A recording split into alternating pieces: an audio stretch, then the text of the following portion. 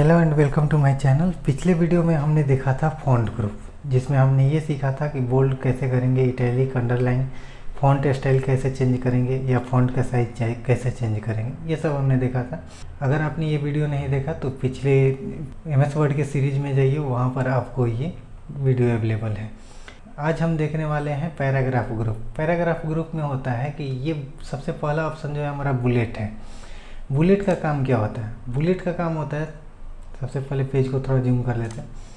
Bullet का काम होता है लिस्ट जनरेट करने के लिए। लिस्ट का यूज कहाँ होता है? लिस्ट का यूज होता है अगर हम कुछ लिस्ट बनाना चाहते हैं, जैसे कि कुछ कैटेगरी डिफाइन करना चाहते हैं और उसके अंडर में कोई प्रोडक्ट है, चाइल्ड एलिमेंट है, तब हम इसका लिस्ट बना सकते हैं। अब लिस्ट में देखेंगे तो यहाँ पर सिंबॉलिक लिस्ट है, इसके राइट हैंड में न्यूमेरिक लिस्ट है और इसके राइट हैंड में आपको नेस्टेड लिस्ट है। नेस्टेड लिस्ट का मतलब होता है कि एक लिस्ट के अंदर दूसरा लिस्ट जनरेट करना। तो हम इसमें देखते हैं कि लिस्ट से हम कर क्या सकते हैं। तो हम एक इलेक्ट्रॉनिक प्रोडक्ट का लिस्ट बना रहे हैं। हमने बनाया इलेक्ट्रॉनिक्स आइटम्स और इसमें हम कुछ इलेक्ट्रॉनिक्स कंपनी के नाम लिखेंगे और उसका प्रोडक्ट बनाएंगे। तो सबसे पहले हम यहाँ पे क्या करते हैं कि एक बुलेट लेते हैं और इसमें क्या किए, एक कंपनी का नाम लिख दिए। LG हो गया, सैमसंग हो गया और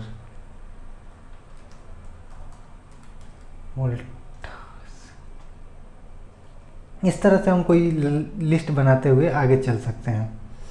अब यहाँ पर हमारा प्रोडक्ट ख़त्म हो गया तो यहाँ पे एक ब्लैंक लिस्ट दिखाई दे रहा है। तो इसमें हम बिना कुछ लिखे जब इंटर बटन प्रेस करेंगे तो ये लिस्ट से बाहर आ जाएगा।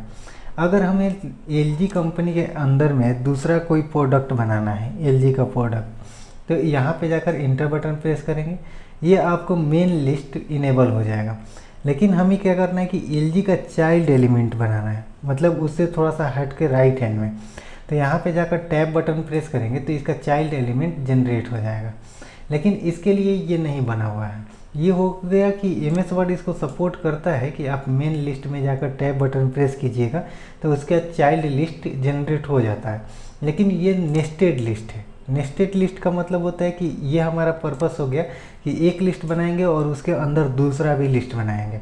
इसमें हम देखेंगे सबको सेलेक्ट किए और यहाँ पे न्यूमेरिक लिस्ट ले लेते हैं तो ये आपको न्यूमेरिक लिस्ट प्रोवाइड कर देगा। लेकिन हमें चाहिए नेस्टेड लिस्ट, क्योंकि हम एक लिस्ट के अंदर दूसरा लिस्ट बनाने वाले हैं। तो यहाँ पर मैंने इसको सेलेक्ट किया, ये नंबर में दिखाई दे रहा है। अब LG का हमें कोई दूसरा प्रोडक्ट चाहिए तो इंटर बटन प्रेस करेंगे, उसके बाद टैब बटन प्रेस करेंगे तो ये आपको लिस्ट दिखाई देगा।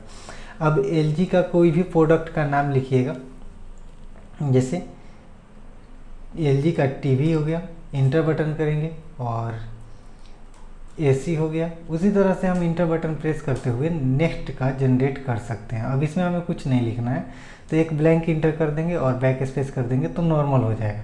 उसी तरह से हम इसको भी चाहें तो टैब बटन प्रेस करके इसका चाइल्ड जनरेट कर सकते हैं। ये जनरली यूज होता है क्वेश्चन डिजाइन करने में। जैसे ऑब्जेक्टिव क्वेश्चन होता है, यहाँ पर एक क्वेश्चन हो गया और उसका 4 ऑप्शन हो गया, तो यहाँ पे चारों ऑप्शन हम यहाँ पे दे सकते हैं। अब यहाँ पे देखते हैं कि कुछ 2 ऑप्शन दिखाई दे रहा है, एक लेफ्ट एरो दिखाई दे रहा है और एक राइट एरो दिखाई दे रहा है। हम इसको हटा देते हैं और एक पैराग्राफ ले लेते हैं। पैराग्राफ लेने के बाद हम क्या करते हैं कि हम इस लाइन को चाहते हैं कि थोड़ा सा राइट हैंड में मूव कर जाए। हम जो टेक्स्ट टाइपिंग करने वाले हैं, इस पैराग्राफ को चेंज करने के बाद राइट हैंड में, लेफ्ट हैंड में गैप छोड़ना चाहते हैं 1-2 टैब का। तो यहाँ पे 2 आपको इंडेंटेशन बोलते हैं। इसको इंडेंटेशन 2 होता है, एक लेफ्ट होता है और एक राइट होता है। राइट को इंक्रीज इंडेंटेशन बोलते हैं और लेफ्ट को डिक्रीज इंडेंटेशन बोलते हैं। यहाँ पर मैंने कर्सर प्लेस किया, उसके बाद राइट इंडेंटेशन को क्लिक करेंगे तो ये हमारा पैराग्राफ राइट में शिफ्ट हो जाएगा। अब ये करता क्या है, कैसे होता है ये होता है यहाँ पर ये जो इंडेंट दिखाई दे रहा है, इसको हम पकड़ के भी मूव करेंगे तो ये आपका मूव हो जाएगा। एक्चुअल में ये जो इंडेंटेशन ऊपर में दिखाई दे रहा है, इसी को मूव करता है। यहाँ से देखिए ये मूव हो रहा है। अगर हम लेफ़्ट क्लिक करेंगे तो ये लेफ़्ट में शिफ्ट होता चला जाएगा। ठीक है। अब यहाँ पर दूसरा है A to Z, A लिखा हुआ है, Z लिखा हुआ है और डाउन का एरो लगा हुआ है। इसका मतलब होता है सॉर्टिंग। सॉर्टिंग क्या होता है? सॉर्टिंग होता है, ये पैराग्राफ को सॉर्ट करता है असेंडिंग और डिसेंडिंग ऑर्डर में। मतलब कि कोई हम पैराग्राफ को लिखें और उसे चाहते हैं कि शॉर्ट कर लें। जैसे मैंने यहाँ पर V से लिखा हुआ है, यहाँ पर T से पैराग्राफ स्टार्ट हुआ, यहाँ भी T से स्टार्ट हुआ, यहाँ पर S से स्टार्ट हो गया, यहाँ पर R से स्टार्ट हो गया। हम चाहते हैं कि ये पैराग्राफ ऑटोमेटिक शॉर्ट हो जाए अल्फ़ाबेटिकल ऑर्डर में, मतलब कि ये A से Z जो भी पैराग्राफ स्टार्ट होता है उसके अकॉर्डिंग ये शॉर्ट कर देता है। अगर कोई पैराग्राफ A से स्टार्ट हो रहा है तो उसको पहले रखेगा, और कोई पैराग्राफ Z से स्टार्ट हो रहा है उसको लास्ट में रखेगा, चाहे वो Z वाला पैराग्राफ फर्स्ट का ही क्यों ना हो। तो इसको सिलेक्ट करेंगे और सिलेक्ट करने के बाद हम शॉर्ट पर क्लिक करेंगे। तो ये आपको पूछेगा शॉर्ट बाय पैराग्राफ, और यहाँ पे टाइप टेक्स्ट लिखेंगे। टेक्स्ट मतलब होता है कि हमें अल्फ़ाबेटिकल ऑर्डर वाइज इसको शॉर्ट करना है। अगर हम इसको नंबर करेंगे तो ये न्यूमेरिक वाइज शॉर्ट करेगा। हम यहाँ पे कर दिए असेंडिंग और ओके कर दिया। तो अब देखिए यहाँ पे जो भी वाला डेटा है ऊपर था पहले, ये नीचे चला आया। यहाँ पर टी आ गया, फिर से टी हो गया, और यहाँ आर स्टार्टिंग से हो गया RSTTV। ये हो गया हमारा पैराग्राफ का सॉर्टिंग। तो ये मुझे नहीं लगता कि उतना यूजफुल डेटा है सिर्फ टेक्स्ट के लिए। अगर आप न्यूमेरिक वाइज पैराग्राफ को सॉर्ट करना चाहते हैं तो फिर कर सकते हैं, कोई प्रॉब्लम नहीं होगी। लेकिन अगर आप टेक्स्ट वाइज पैराग्राफ को सॉर्ट कीजिएगा तो कौन सा पैराग्राफ पहले आएगा इससे पता लगाना मुश्किल है। इसके बाद यहाँ पर आता है उल्टे साइड से P, मतलब ये शो एंड हाइड इसको बोलते हैं। नॉन प्रिंटिंग कैरेक्टर भी बोला जाता है इसको, क्योंकि ये दिखता तो है लेकिन ये प्रिंट में नहीं आता। इसका काम होता है कुछ स्पेशल हिडन कैरेक्टर को शो करने के लिए। जैसे हमने यहाँ पर टैब बटन प्रेस कर दिया तो उसको एरो से मार्क कर देता है। अगर स्पेस बटन प्रेस किया है तो उसको डॉट से मार्क करता है। अगर टेबल बना हुआ है तो उसमें एक 0 बना रहता है और 4 डॉट उसमें लगे होते हैं। तो इसको देखते हैं ये कैसे वर्क करता है। सबसे पहले हम इसको क्लिक करेंगे। यहाँ पर देखिए कुछ सिंबल ऐड हो गया। अब यहाँ पे एरो का सिंबल नहीं दिखाई दे रहा, तो ऊपर में एक ब्लैंक लाइन है और यहाँ पर उल्टे साइड से P बना हुआ है। इसका मतलब ये हुआ कि यहाँ पर हमने इंटर बटन प्रेस किया हुआ है। अगर हम फिर से इंटर बटन प्रेस करते हैं तो यहाँ पे फिर से उल्टे साइड से P ऐड होता चला जाएगा। इसके बाद हम क्या करते हैं कि यहाँ पर टैब बटन प्रेस कर देते हैं, ब्लैंक बिना कुछ टाइप किए टैब बटन प्रेस कर दिया। तो यहाँ पर हमने 3 बार टैब बटन प्रेस किया हुआ है तो 3 राइट एरो दिखाई दे रहा। अब यहाँ देखेंगे कि टैब बटन का यूज क्या होता है और कैसे हम उसको डॉक्यूमेंट को अट्रैक्टिव बनाने के लिए कर सकते हैं, जो कि हमारा नेक्स्ट वीडियो का टॉपिक होगा। इसके बाद यहाँ पर देखेंगे कि हर वर्ड के बीच में, थोड़ा सा जूम करते हैं, हर वर्ड के बीच में एक डॉट दिखाई दे रहा है। अगर हम वापस इसको क्लिक करेंगे तो ये डॉट यहाँ से गायब हो जाएगा। इसको हटा दिए तो सारे जो सिंबल थे वो सारे गायब हो गए। वापस इसको ले आते हैं। मैंने बोला था ये नॉन प्रिंटिंग कैरेक्टर, मतलब ये प्रिंट में नहीं आते। तो हम फाइल में चलते हैं और फाइल को प्रिंट कर देते हैं। तो यहाँ पर देखिए ये जो ब्लैंक, ये जो हमारा डॉक्यूमेंट था वो प्रॉपर तरीके से प्रिंट होने के लिए प्रिपेयर हो गया है। इसमें कोई एक्स्ट्रा सिंबल नहीं है। तो हम इसको बैक कर लेते हैं, हमें इसको प्रिंट नहीं करना। अब इसको हटाना होगा तो वापस इसको क्लिक करेंगे। इसका नाम है show and hide, non printing character इसको बोलते हैं। ये स्पेशल सिंबल को इंडिकेट करने के लिए बना होता है। Ctrl+Shift+8 बटन प्रेस करेंगे तो ये आपको शॉर्टकट की है नॉन प्रिंटिंग कैरेक्टर, मतलब कि शो एंड हाइड को इनेबल और डिजेबल करने के लिए। अभी इनेबल था, मैंने Ctrl+Shift+8 बटन प्रेस किया और वो हाइड हो गया। इसके नीचे में मिलेगा अलाइनमेंट। यहाँ पे वर्ड जो होता है, वर्ड डॉक्यूमेंट जो डिजाइन करते हैं उसमें 4 तरह के अलाइनमेंट होते हैं। Left alignment, centre alignment, right alignment, justify. Left का शॉर्टकट की Ctrl+L होता है, सेंटर का Ctrl+E होता है, राइट का Ctrl+R होता है और जस्टिफाई का Ctrl+J होता है। अब ये वर्क कैसे करेगा, देखिए जो अभी जो हमारा पैराग्राफ है वो लेफ्ट अलाइनमेंट में है। कैसे पता चलेगा कि लेफ्ट अलाइनमेंट में, ये लेफ्ट साइड से इक्वल पोजीशन में स्टार्ट होता है। अगर हम इसको सेंटर अलाइनमेंट करेंगे तो सेंटर अलाइनमेंट होता है कि हर कंटेंट पेज के सेंटर में चला जाएगा। अब इसमें क्या होगा कि सारा जो लाइन था वो एक दूसरे के सेंटर में, मतलब पेज के सेंटर में प्लेस हो गया है। अगर राइट अलाइनमेंट करेंगे तो इसको क्लिक करिएगा, यहाँ पर राइट साइड में एक पोजीशन में सारा टेक्स्ट हो जाएगा। इसके बाद आता है जस्टिफाई। जस्टिफाई जो होता है दोनों साइड से इक्वल पोजीशन में होता है। जैसे अगर हम लेफ़्ट करते हैं तो देखिए ये लाइन यहाँ पे ब्रेक हुआ है, फिर ये थोड़ा सा पीछे आया, फिर ये आगे चला गया, फिर पीछे आ गया। तो ये हो गया हमारा लेफ़्ट अलाइनमेंट। अगर हम इसको जस्टिफाई कर देंगे तो ये दोनों पोजीशन से सेम पोजीशन में आएगा, लेफ़्ट पोजीशन भी मेंटेन करके रखेगा और राइट पोजीशन भी। इसका यूज होता है बुक राइटिंग में। अगर हम बुक राइटिंग कर रहे हैं तो हमारा अलाइनमेंट जो है वो जस्टिफाई कंटेंट होना चाहिए। जस्टिफाई रखेंगे तो ये दोनों तरफ से इक्वल रहेगा और इसका लुक भी अच्छा दिखता है। इसके बाद मिलता है आपको लाइन हाइट। यहाँ पे लाइन एंड पैराग्राफ स्पेसिंग लिखा हुआ है। इसका यूज होता है लाइन के बीच में गैप देने के लिए या पैराग्राफ के बीच में गैप देने के लिए। तो इसको क्लिक करते हैं और ऊपर में दिया हुआ है 1.0। ये आपका गैप होता है लाइन के बीच का हाइट का, दो लाइन के बीच वर्टिकल हाइट का। अगर हम इसको लाइन को बढ़ाते जाएंगे तो यहाँ पे गैप देखिए इतना बढ़ गया।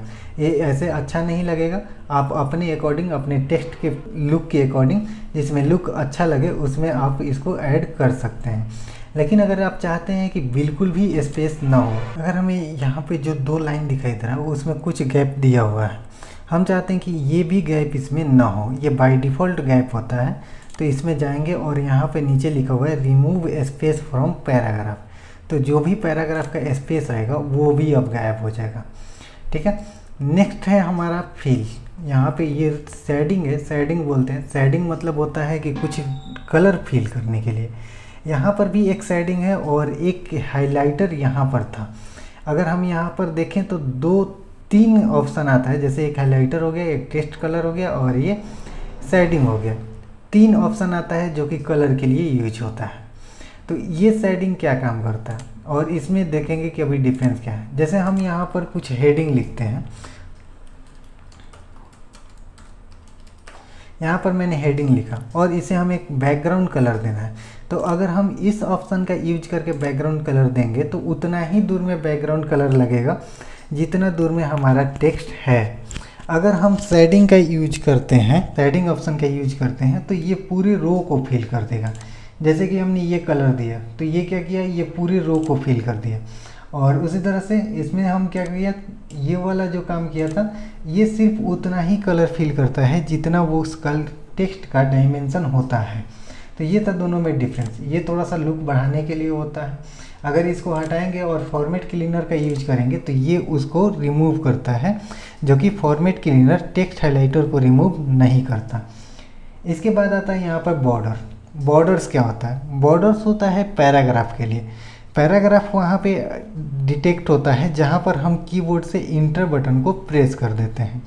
जैसे यहाँ पर अगर हम इसको शो एंड हाइड को फिर से इनेबल करते हैं तो यहाँ पर देखिए, यहाँ पर एक पैराग्राफ डिटेक्टर लगा हुआ है, यहाँ भी पैराग्राफ डिटेक्टर लगा हुआ है और यहाँ भी लगा हुआ है। उसी तरह से अलग अलग पोजीशन पे लगा हुआ है। तो इसमें क्या करेगा कि ये जहाँ जहाँ पैराग्राफ डिटेक्ट होगा वो सब लाइन को, पैराग्राफ को एक अलग बॉर्डर में, मतलब बॉक्स में क्लोज कर लेगा। हर पैराग्राफ को एक बॉक्स में ऐड कर देगा। तो इसको सिलेक्ट करते हैं और सिलेक्ट करने के बाद चलते हैं बॉर्डर में। अब बॉर्डर में देखेंगे कि बहुत सारा बॉर्डर है। जो पहला है, जो हमारा एरिया सिलेक्टेड रहेगा उस सिलेक्टेड एरिया के सबसे लास्ट वाले पैराग्राफ के नीचे में बॉर्डर लगेगा। अब ये सिलेक्टेड एरिया हमारा यहाँ पे ख़त्म हो रहा था, ये लास्ट पैराग्राफ था, तो इसके नीचे एक बॉर्डर अप्लाई हो गया। इसके बाद आता है टॉप बॉर्डर। टॉप बॉर्डर में होता है कि जो हमारा सिलेक्टेड एरिया है, सिलेक्टेड पैराग्राफ, जो पहला पैराग्राफ होगा उसके टॉप में एक लाइन ड्रॉ होगा। उसके बाद होता है लेफ़्ट। लेफ़्ट में होता है कि जितना पैराग्राफ हम सिलेक्ट करेंगे वो सबके लेफ़्ट साइड में एक बॉर्डर ड्रॉ होता है। उसी तरह से राइट, और नो बॉर्डर का मतलब होता है कि कोई बॉर्डर नहीं अप्लाई होगा। उसी तरह से एक ऑप्शन आता है आउटसाइड बॉर्डर्स। आउटसाइड बॉर्डर का मतलब होता है कि ये आपके चारों तरफ में बॉर्डर देगा, जबकि इसको होना चाहिए इस साइड में। ये ऑल बॉर्डर है। ऑल बॉर्डर का वर्क होता है कि जो भी हमारा पैराग्राफ होता है हर इंडिविजुअल पैराग्राफ के लिए चारों तरफ से बॉर्डर से इनक्लोज किया जाता है। इनसाइड बॉर्डर, इनसाइड में होता है कि पैराग्राफ के इनसाइड में बॉर्डर रहेगा, आउटसाइड में बॉर्डर नहीं रहेगा। इसके बाद हमारा आता है यहाँ पे नीचे में सबसे बॉर्डर एंड शेडिंग। ये होता है आपका बॉर्डर के स्टाइल के लिए कि हमारा बॉर्डर होना कैसे चाहिए। अभी जो हमारा बॉर्डर था वो सिर्फ सॉलिड लाइन था, अब इसमें हम चाहते हैं कि डबल लाइन हो, तो डबल लाइन को क्लिक करेंगे, और कलर चाहते हैं कि कोई डिफरेंस हो, तो हम रेड कलर को सिलेक्ट करते हैं।